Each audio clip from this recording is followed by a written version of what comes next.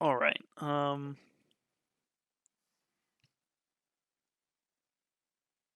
How's it going? Pretty good. Are you gonna do the Pokemon intro, or what are we doing? You think you could like hum the intro music for me? I don't even know if that's the right music. That's one of them, I think. Dun dun dun dun dun dun That might be dun it. dun dun dun na na na na na na na na na na na na. Can we use that stuff? Are we gonna get sued? Sure. Um, I don't care. What are we gonna We're use we're for music gorilla on this professors. gig?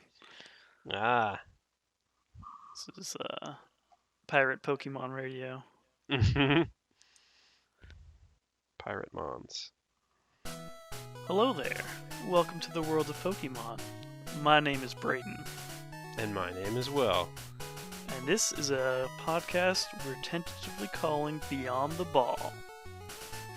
This world is inhabited by creatures called Pokemon. For some people, Pokemon are pets. Others use them for fights. Myself and Will, we study them as a profession. Professional Pokemon students. Yes, this is professional in some capacity, I'm sure. But this is a new podcast we're doing about Pokemon. Because I don't know about you, but I like Pokemon a whole heck of a lot. I like Pokemon, and I'm very interested in holding it to a high standard of scrutiny, as I do with anything that I like.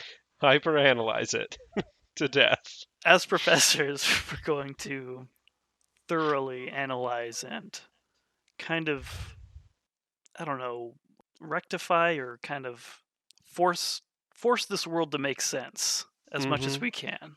Exactly. We're Because gonna there's a lot of find a they. continuity that makes sense. Yes, yes. We're Will's. we're we're standing on the shoulders of giants here. I think.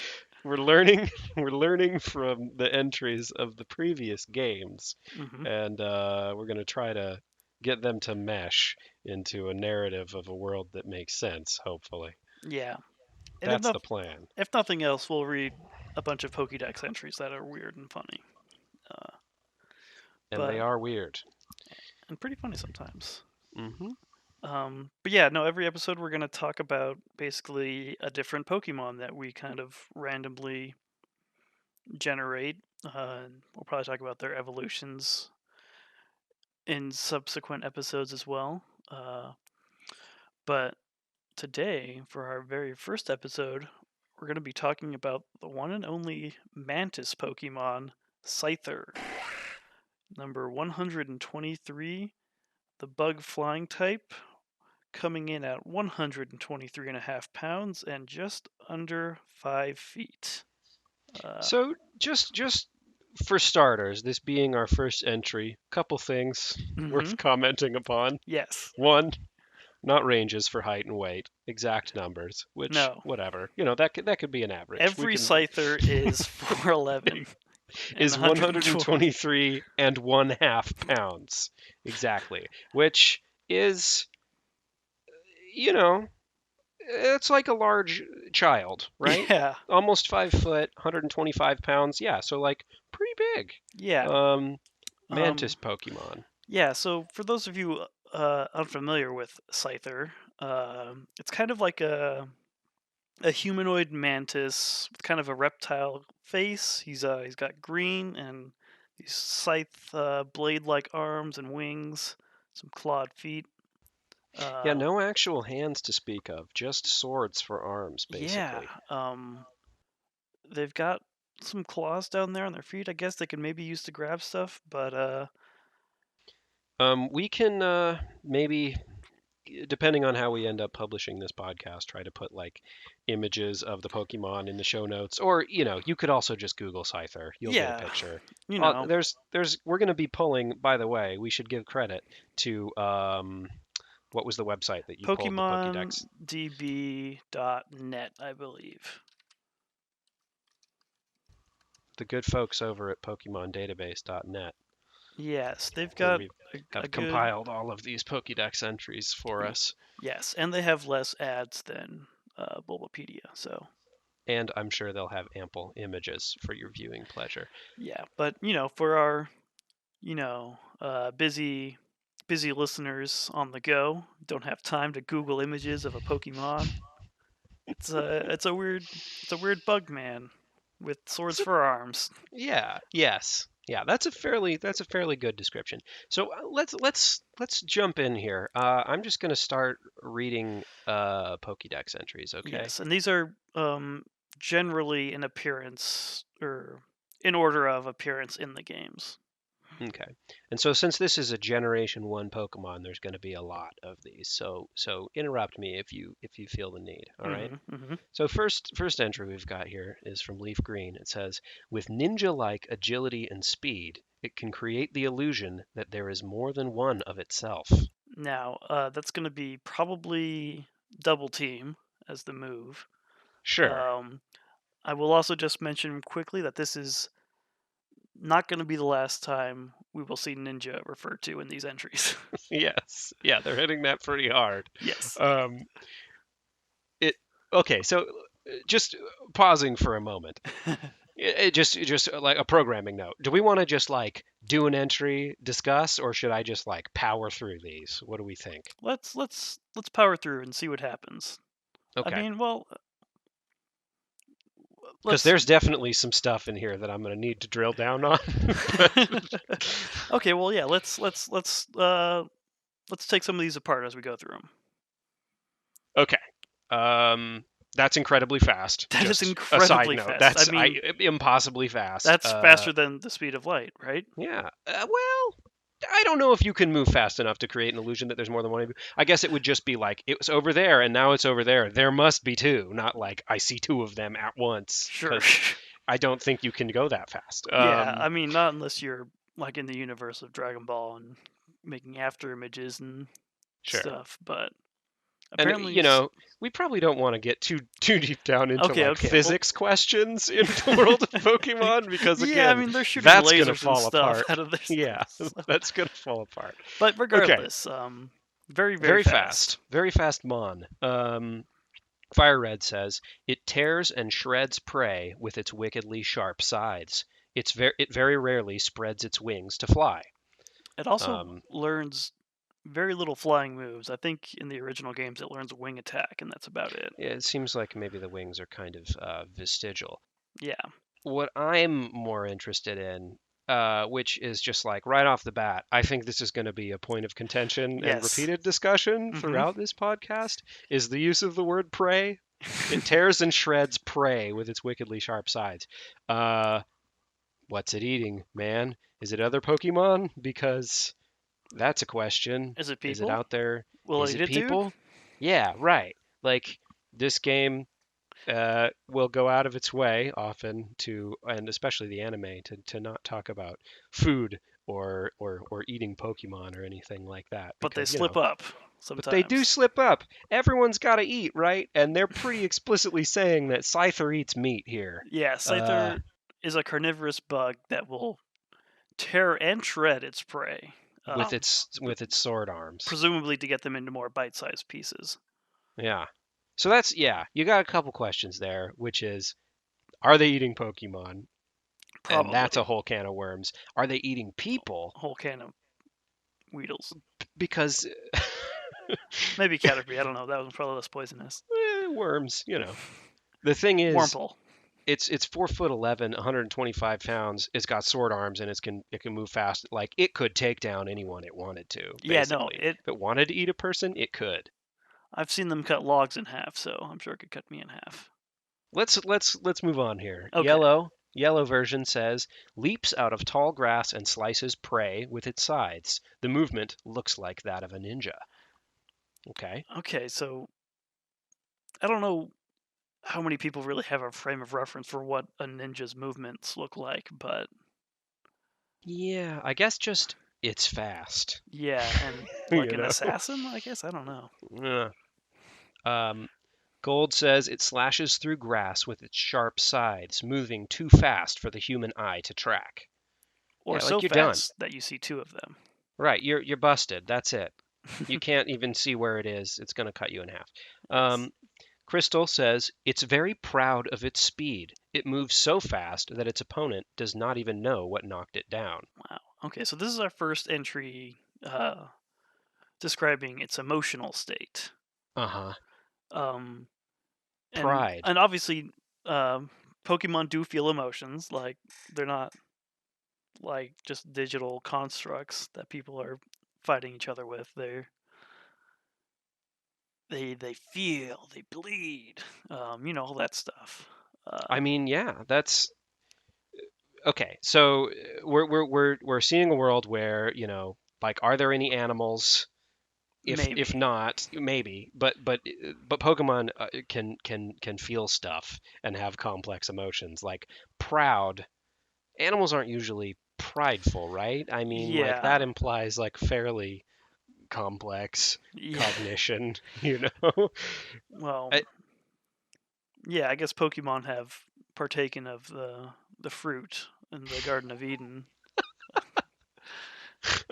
I yeah, mean, I guess that's one way to look at it. in the show, they have some pretty complex communication skills. Like, pretty much. I mean, Mewtwo speaks. Meowth To people. speaks. Yeah, Um, Meowth translates what other Pokemon are saying often to the other yeah. characters in the anime, at least. Um, and I'm sure if Scyther could speak, he would be very boastful about his speed. Yeah. Um, it's, Presumably that is, yeah, what he's communicating to other Pokemon.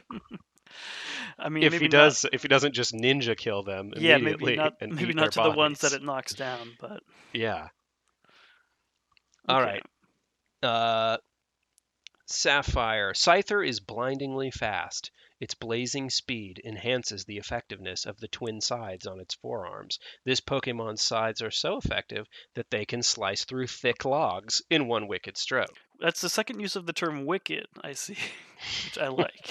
Yeah, I think wicked kind of naturally goes with scythe. Our first Like blazingly, which, but blindingly fast, blazing speed. I appreciate the use of the metric of slicing thick logs in one wicked stroke because I it reminds me of the like cold steel knife videos. Like, watch me ooh, slice this leather pant leg full of meat. it Like, reminds me of Pokemon Stadium 2, the mini game where it's like that kind of ninja cut the rope game where you play as Scythers and Pinsir to cut a mm-hmm, log at a certain mark as it falls down. mm-hmm. And Ruby and Sapphire came out after that game, so I can only hope that they're referencing it. Oh, sure, I bet they are. They Probably. can slice through thick logs. Like we all remember that time when they did that crazy stadium game. We have footage of Um, it. yeah, yeah. I mean, most Pokemon can, I guess, if you teach them cut. Like they'll cut through trees. I mean, yeah. Thick logs? Are those thick I logs? don't know. I don't. It's like a sapling, And maybe not always one wicked stroke, but Right, yeah. We gosh, don't that we don't sounds. see them hacking away at it, Yeah. some Bellsprout like chopping at it with a leaf or whatever. Um, yeah. So the through thick logs, I'm a big fan. I like the idea that Pokemon scientists like Oak are just capturing Scythers and like putting them in a room with a big log to be like, let's see what it does. Got to do something with all those Pokemon in the PC. All right, Emerald. Its blindingly fast speed adds to the sharpness of its twin forearm scythes. The scythes can slice through logs in one wicked stroke. Yeah, so Okay, repeating reiterate. some there. Yeah. Um, Pearl says it is nearly impossible to parry its attacking scythes. Its movements are like a ninja's. So there was the time when Professor Oak donned his suit of armor and took a sword to duel Scyther and tried to parry its attacking scythes and simply couldn't. Now, Um, you'll I'm going to show my lack of knowledge right here. I don't know if you're joking or not. Like, I am. is that an episode of the anime that I'm not aware of? It is not, as far as I know, but from what I have watched, I could totally see something like that happening. And also, where did he get the information that it's nearly impossible to parry its attacking sides? Yeah, it implies that It seems like they must have hired like a master swordsman because somebody parried those scythes, but it was Right. And to nearly say, impossible. It's not yeah, to say, impossible. you know, subjectively or objectively, it's nearly impossible. Like, Yes. I mean, I guess you could just go by the data of like, I've watched a lot of Pokemon fighting to the death, and Sure. Scyther always wins. Like, Yes. Yeah, and again, movements like a ninja's, and mm, ninja beats samurai, I guess. I I don't know. guess. Platinum says the sharp scythes on its forearms become increasingly sharp by cutting through hard objects. Okay, kind of like shark teeth. Is that a thing?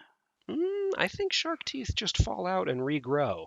Yeah, that'd be weird for Uh, Scyther to do, I guess. yeah, there's a lot of different animals that, have to wear down teeth by chewing on things. Hmm. So normally I would expect it to have the opposite effect.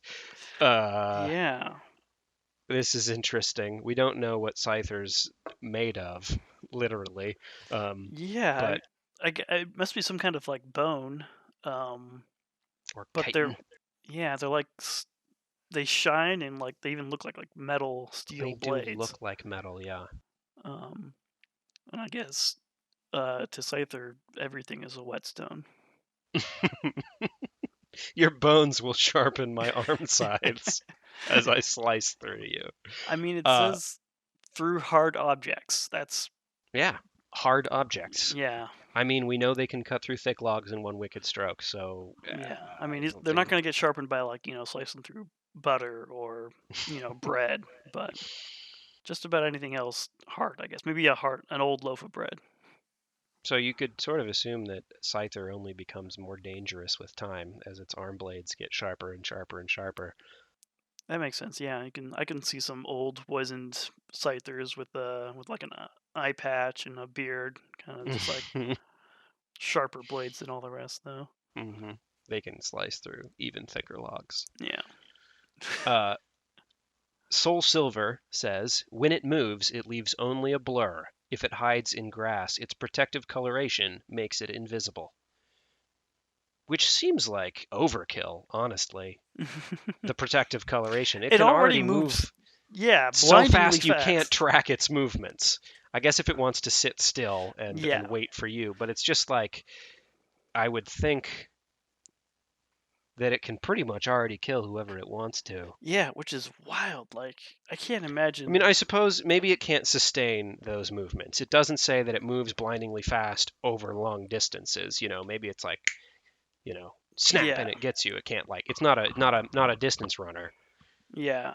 I'm thinking about like the Pokemon food chain. Like hmm you see videos and stuff about like cheetahs and stuff in the wild, and like hmm they move blindingly fast and are lethal predators and stuff, but they have to work pretty hard to get a meal pretty Right. often. Like, Everything else is also pretty fast. No, but I think that holds up. Not to spoil too much of our future episodes, but there are some Pokemon with some pretty wild capabilities. yeah, I yeah, mean, not all of them. It's true that, like if this thing is eating, you know, Rattatas, I don't see any reason why it couldn't just completely obliterate the entire population, you know? yes. It's strange to know to live in a world in a Pokemon world is to live in a world where a 5 foot tall like bug could just slice you in half at any given moment. Before you even knew what was happening. Yeah. Um, Yeah, it's say nothing. Say no. Okay, yeah, that's a good point. Say nothing of the powers of other Pokemon because mhm, there are some super powered Pokemon. But absolutely. just people, as far as we can tell from the show, from the games, etc. People in this world. Mhm. I- That's terrifying. That's a terrifying beast. I Yeah. will say so. Yeah, okay. There are other super powered Pokemon. It seems like my example of a Rattata, you could just like eat those by the hundreds. But when you're running through the game and you're going through the tall grass, what do you run into over and over and over? It's like Rattatas and Pidgeys. So it's Hmm. possible that they're just breeding at a rate that they're Yeah, able to survive the attrition of the much rarer Scythers and, other super powered Mons. sure. I mean, breeding at a rate fast enough to keep the tall grass populated, but not so fast enough that Professor Oak could ever figure out how they were doing it. I mean, yeah, we might have to give some credit to Professor Oak just being an idiot because, like, there's no, like, he's astonished in the second game to discover that Pokemon, in fact, are breeding. Yeah, not only like, laying eggs and stuff, but like, oh, they reproduce. It's like, Right. yeah, dude, where do you think they came from? Does he The think moon? they're right? Yeah, like they know, people know that Pokemon die. We know that Pokemon die. Lavender Hmm. Town exists. There's Pokemon graveyards and ghosts and shit. Like Pokemon definitely die. Hmm. Professor Oak, maybe just kind of an eccentric academic who didn't understand that Pokemon needed to reproduce. In any case, what was my point? My point was, I think there are tiers of Pokemon. You've got your super powered ones, and maybe they can be deadly to each other, but then you've also got your Pidgeys and your Caterpies and your Hmm. Rattatas that are just have to be breeding at a much higher rate in Yeah, order to survive. it must be. Uh, They're like cicadas. Cicadas? Anyway. Um, so that let's see. Where was are we at? We're black on and white. black and white. The sharp scythes on its forearms become increasingly. No, we just read that. Nope, that's just a repeat. Pokemon X. It tears and shreds prey with its wickedly sharp scythes. Hmm. It very rarely spreads its wings to fly. Okay, Um, that's another reprint. Yeah. Pokemon Sun says it confuses its prey with its quick ninja like movements. Then, in an instant, it cleaves them with its There scythes. we go. That's some evocative language. Because earlier we said, it moves so fast that its opponent does not even know what knocked it down. Like Scyther's Hmm running around knocking Pokemon down. Like, no, Just it's like, yeah, cleaving their asses. it's That's cleaving them with its sides. First you see some weird stuff and like, oh, are there a bunch of Scythers? No, it's one, and then it cleaves you. yeah, no. First you think you see another Pokemon that's moving so fast there's two of, but then you just realize it's been cleaved in half. There's not two of them. It's been cloven in twain. Ugh, yuck. Um, Pokemon Moon says, while young, they live together deep in the mountains, training themselves in how to fight with their scythes and move at high speeds. Now this one is very interesting. This is fascinating. This is pretty buck wild because while young, they live together deep in the mountains. Is there one Scyther community in the deep in It's the mountains where they're training together? there's multiple games. There's Scythers found relatively across the globe in different areas. But I guess maybe when they're young, they have I don't know, maybe it's just mountains, or maybe they just kind of Right. find a place, Isolated areas. yeah, to train and study in the way of the ninja. Which is like, okay, all right.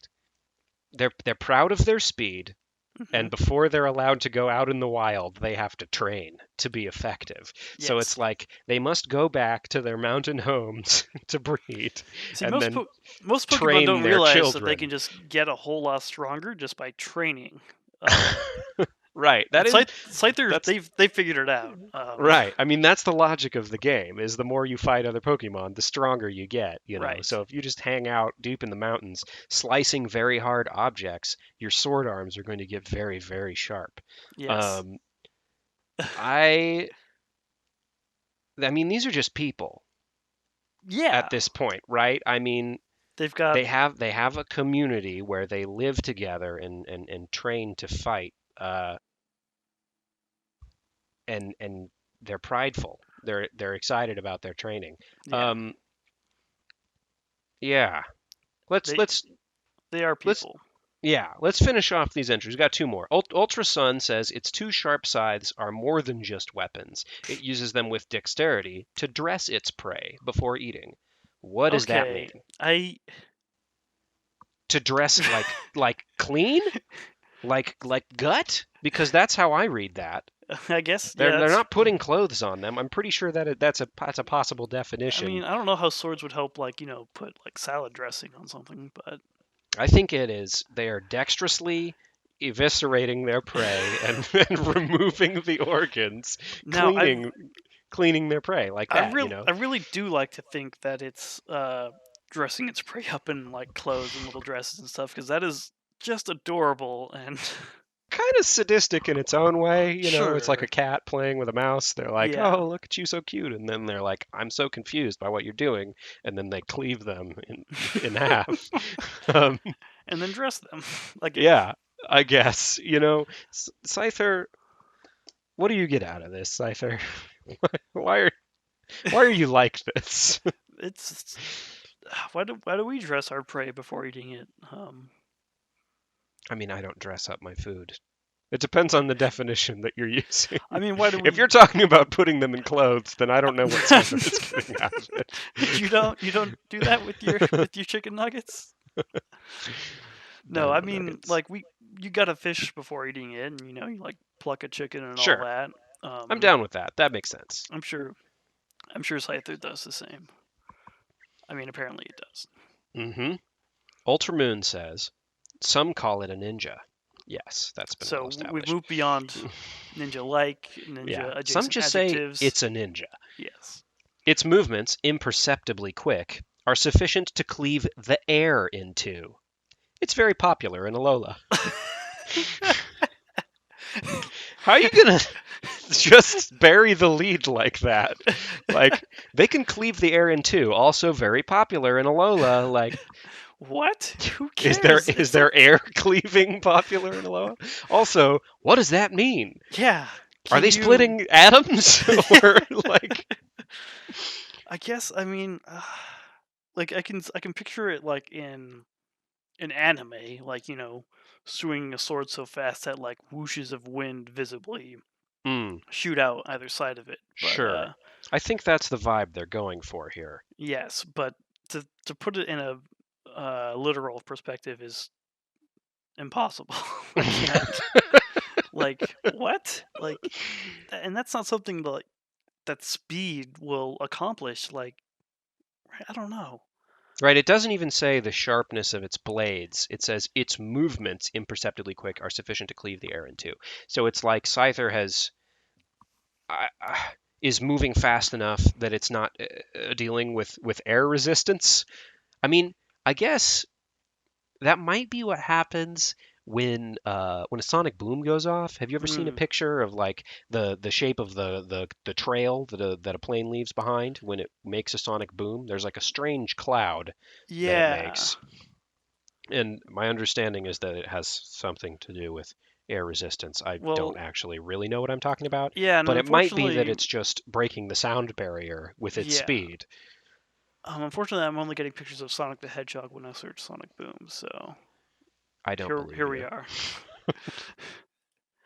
Um, but yeah. So to sum it up, I mean, well, okay. This last entry is just kind of a lot. Some people just call it a ninja. Like Right. Yeah. That's it's a it's Scyther. It's a it's clearly Pokemon. yeah, right. Yeah. And Look, oh, it's been established previously that they're like calling it ninja-like agility and speed, but some people hmm are just like it's a ninja yeah. apparently. But, you know, what do you know about ninjas, you know, that what disqualifies Scyther from being a ninja? Yeah, I don't. They're training in the mountains to Yeah, it's about as ninja as it gets. I imagine. Um, Maybe they were like in the Pokemon timeline of history. They were what inspired ninja. Um, hmm. who knows? Like I don't know if Pokemon have been around longer than humans or who's imitating It's who. it's I would say it's implied that Pokemon have been allowed around longer because of the fossil Pokemon. Yes. I think they talk about being like millions of years old or whatever. Sure. And Um, they go into like there's some like feudal time stuff in XY with like medieval wars and that. There's some other game I think like that goes into like this. some kind of creation myths and theories and stuff, but those were the generations where I kind of skimmed over. Hey, I mean, we'll cross that bridge when we come to it. Yeah, no, I'm and that sure there'll be some entries that yeah, start to get into that. that'll be fun. Um, Let's summarize sort of the key points of what we have learned here. I they're think yeah, they're green, they're mean, they're blindingly fast. the They green mean cleaving machines. yes, they mutilate their prey that they eat. Oh, they still dress it afterwards. Hmm. Often acting like ninja, which some people even mistake them for. Apparently, uh, it doesn't fly, even though it has wings. Oh, it very rarely spreads its wings to fly, so maybe it Yeah, they flies. seem to be capable of flight, but rarely do it Yeah, because I who guess they who? don't need to. Yeah, when you can move so fast, you can cleave the air in two. Like, Yeah, right. what even Why is bother? flight? Um, and they yeah, they form communities. They're proud.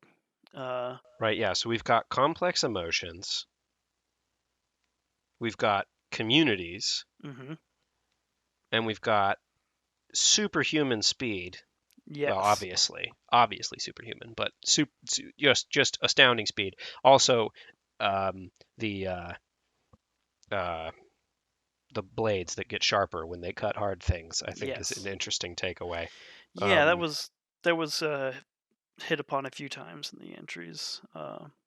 you have to wonder, a lot of the technology in our world is at least inspired from the natural world. You wonder what Yes. kind of like sick ass self-sharpening blades they've developed in the Pokemon world, inspired by you'd think that they hmm might be able to accomplish some really astounding things just with Yeah. those natural components. Yeah.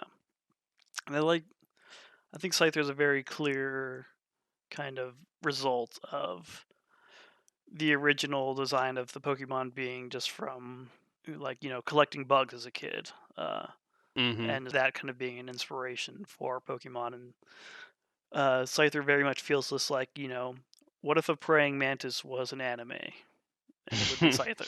Right. What if there was a praying mantis that was 5 foot tall, but also this is a game for children, so I'm not going to give it a terrifying praying mantis head. Yes, and it's not gonna eat its mates' heads after they reproduce. Presumably not. I mean, we don't know what's going on in those mountain communities We beyond don't. training. Uh, yeah, there's got to be at least some amount of culture there. So, also, I would say that the lack of a scary mantis head doesn't make it any less terrifying a Pokemon. It'll Yeah, still chop you up and eat you.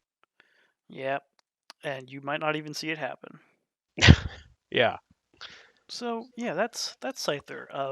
Scyther's one of my favorites because it falls into the category of Pokemon with swords for hands, which I'm just a big fan of. Not, Uh, not alone in that category, yes, interestingly enough. surprisingly not the only one. Um, Again, not to spoil too much about the future of our podcast, eventually we'll breach the category of Pokemon that are just swords. yeah. Not swords Um, for hands. That's just a sword. yep. That's two swords. Yeah. But yeah, no, swords I think are great, and I love them as a theme in Mhm. Pokemon. Even though they're scythes, technically, it's whatever. Who doesn't want swords for hands? Yeah, I mean, yeah. I guess they're curved to make them a scythe, but it's a sword. It's got Sure. swords for hands. Yeah. I don't know. What do we rate Scyther? Are we rating them? I don't know. I I on a scale, I don't. There's a number of things I could rate it on. Um, design. I think A plus. Like love it. Like super cool. Like something I would design if like as a kid if I yeah, were for sure. making Pokemon. Just a cool looking mon with swords for arms. Hmm. That's great. I was gonna say, like rating on like scales that I think are going to evolve as we keep doing this. How much is it just a human? Mm, Um, mm. Yes, how that is a good. much how much is it like, terrifying, that sort of Yeah, thing. I would Like say danger scale and human scale are both interesting to me. I would say probably like a 7 or 8 out of 10 on the human scale. Hmm. Pretty high up there, but There's ones there that go further. there are certainly some higher ones. Uh, uh, Deadliness probably a 10. Like, if we're talking about deadliness to humans. Sure. Okay, yeah. Now I'm inclined to agree with you because I just read all the same stuff that you did, Mhm. and it's pretty clear. I wonder I wonder if, in future we're going to be like, boy, that's an 11 because like there's some stuff. There's some stuff.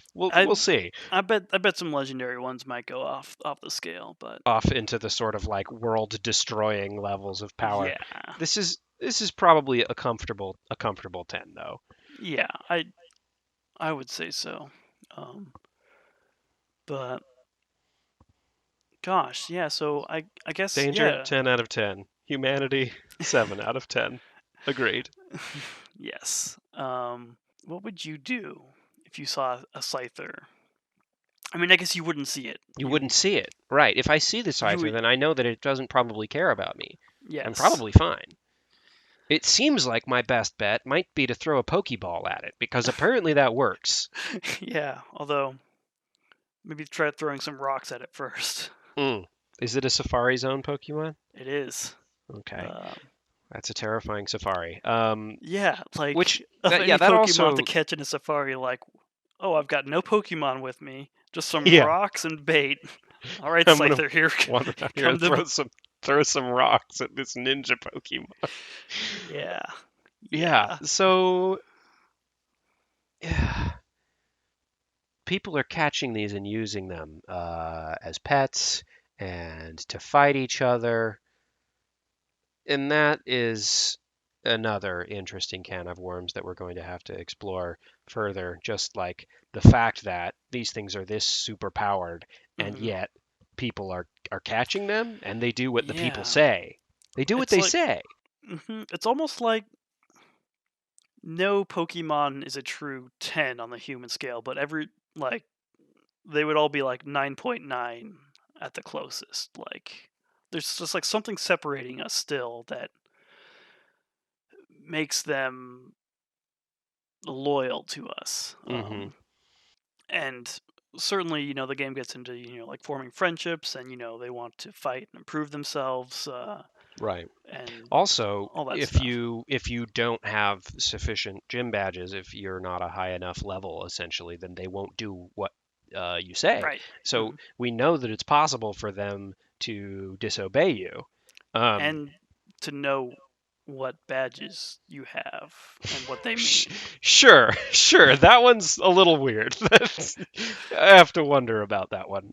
Sure. Hmm, that's an interesting point. Maybe it Um, just kind of emanates a mystical aura about you. It or says, maybe it's less to do with the badge and more to do with like sort of the strength of the things that it's seen you beat. sure. I Yeah. guess. In any case, I think it's so if we start from the assumption that the character in the games is a naturally gifted Pokemon trainer, like everyone seems to think they are, and the way they react to the main character, it's always like, you're such a great Pokemon trainer. You have such an amazing bond with your Pokemon. And we also know that it's possible for Pokemon to disobey. So I'm wondering if it isn't possible that there are people out there who are lackluster Pokemon trainers who somehow get a hold of a Scyther or something and just get cloven in twain. Yeah. Like, because they told him to do something, and it's just like, I don't respect you. I'm gonna kill you and go back to my mountain home to like have a child. Like, I got my own stuff going Yeah. on, you know? Um, because the extent of the disloyalty in the games is that they will loaf around or do a different move than you tell them to. Right, Um, ignore you. Yeah. so like still fighting for you, uh, but Right, and that's there's why I brought up the fact that the character in the games is maybe an extremely talented Pokemon trainer, because maybe if they were less naturally gifted, they would be getting worse outcomes from their Pokemon not obeying them. yes, and I guess how worse is up for debate. Uh, Right, it if depends on how how grim this world is, which yes, already from our first episode appears to be pretty grim. hmm we painted up real nice and put it on a cartridge for the kids, but you get down in the mud of the Pokemon You get world. out there in the tall grass. You get out there deep in the mountains.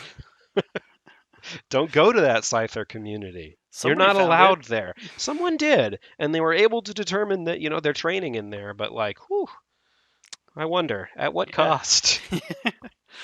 Gosh. Yeah. Oak seems like he pretty much stays in Pallet Town. He's not out there hunting down. Well, no, he did all that already. His earlier in his years, That's true. He caught the starter Pokemon somehow. and apparently he had a ton of Pokemon, but he lost them all except for a few. Now, what are we basing that on? I believe in the game he says something along the lines of, "I used to have a These are ton of like my Pokemon. last three These are Pokemon. my last three. I want you to have one." He's probably been giving them away to children and sending Yeah. them out in the world. He's crowdsourcing his Pokemon encyclopedia to a bunch of like kids with big dreams. Like I'll give you Yeah. a Pokemon if you go out there and like do all the heavy lifting for the creation of my encyclopedia. But This has okay, got to be so some kind of pyramid scheme. right. And then he brings in Gary and is just like, "This is your rival since birth." And you're like, "I thought that was just your grandson." And he's like, "No, you're rivals," and just pits you against each other, Yes, tell so your that you'll sister not to give him a map. yeah, exactly. And then you go out there and like, "Oh, I got to do better than Gary," and he just rakes in the profits off of his sweet sweet Pokédex. What a monster. Mm. But we'll get more into that in future episodes on Professor Oak's infamy.